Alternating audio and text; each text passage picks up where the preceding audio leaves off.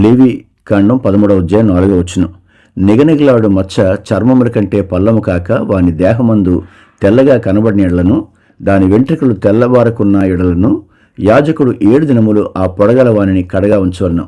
ఆ కాలంలో కుష్ఠవ్యాధి లేదా చర్మవ్యాధి నిర్ధారణ అనేది ఒక వ్యక్తి జీవితాన్ని, సామాజిక హోదాను పూర్తిగా మార్చేసే విషయం.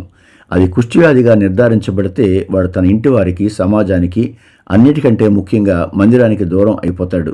అందుకే దేవుడు యాజకునికి స్పష్టమైన నియమాలను ఇచ్చాడు. యాజకుడు కూడా తాను విన్నదాని ఆధారంగా వెంటనే తీర్పు చెప్పడు అని మనం ఇక్కడ గమనించవచ్చు.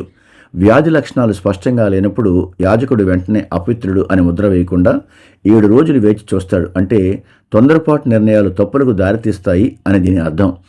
కానీ చాలామంది పెద్దలు ఒక విషయం విన్న వెంటనే ఆ విషయం నిజమో కాదో ధృవీకరించకుండానే తీర్పు తీర్చేస్తారు.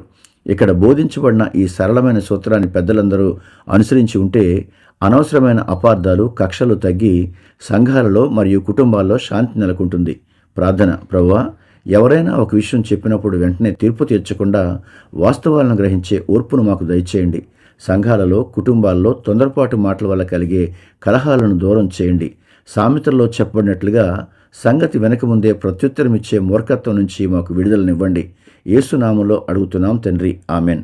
దేవుడు మిమ్మును, మీ కుటుంబాలను దీవించునుగాక.